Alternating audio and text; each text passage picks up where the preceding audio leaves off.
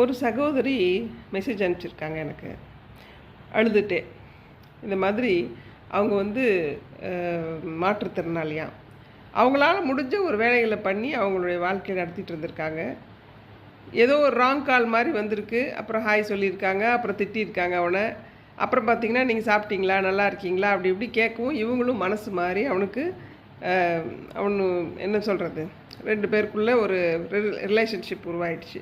ஃபோன்லேயே ஒருத்தரை பார்த்தது கிடையாது. இப்போ திடீர்னு அவன் அவாய்ட் பண்ணுறான்னு சொல்லிட்டு இந்த அம்மா அழுகுறாங்க. எப்படிலாம் பெண்களை ஏமாற்ற முடியுமோ இந்த சொசைட்டியில் ஏமாற்றிட்டு இருக்காங்க. நம்ம தான் உஷாராக இருக்கணும். அதுக்கு முதல் காரணம் என்ன தெரியுமா?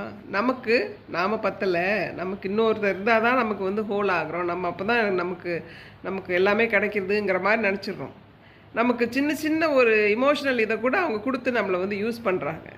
ஒரு ஹாய், நல்லா இருக்கியா, சாப்பிட்டியா அப்படின்னு சொன்னோன்னா நமக்கு ஏன் அவங்க மேலே அப்படி ஒரு ஆசை வருது, அவங்க மேலே ஒரு அன்பு வருது. அவனுடைய அன்பு உண்மையா அப்படின்னு தெரியாமல் நம்ம எப்படி அவங்க மேலே ஒரு அன்பு வைக்கலாம்? அது சொல்லுங்கள். இந்த மாதிரி ஆன்லைனில் நிறைய ஃப்ராடுத்தனம் நடக்குது. சும்மா ஃபேஸ்புக்லேயோ இதுலேயோ ஒருத்தர் ஹாய் சொல்லிட்டான், நீங்கள் எப்படி இருக்கேன்னு கேட்டுட்டான்னதுனாலேயோ உங்கள் மேலே ரொம்ப அக்கறை இருக்குதுன்னு நினைக்காதீங்க. அவனுடைய அக்கறை வந்து அவனுடைய பொழுதுபோக்குக்கு தான், உங்களுக்காக இல்லை. சும்மா அப்படியே தேனாக பேசுவாங்க, நம்பாதீங்க. நேராக கூட வரேன்னு சொல்லுவான், வர விடாதீங்க. பேசவே பேசாதீங்க. எதுக்கு பேசணும்? அதாவது ஸ்ட்ரேஞ்சர்ஸ்ன்னு சொல்லுவாங்க.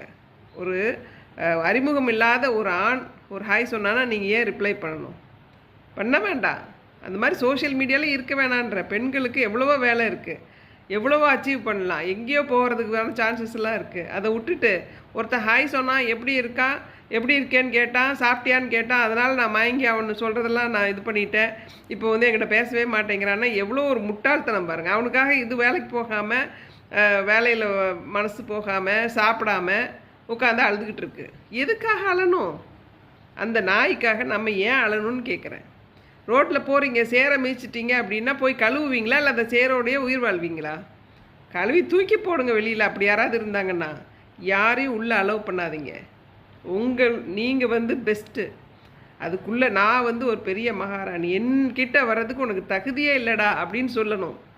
அப்பேற்பட்ட ஒரு இது இருக்கணும், நமக்கு தைரியம் இருக்கணும்.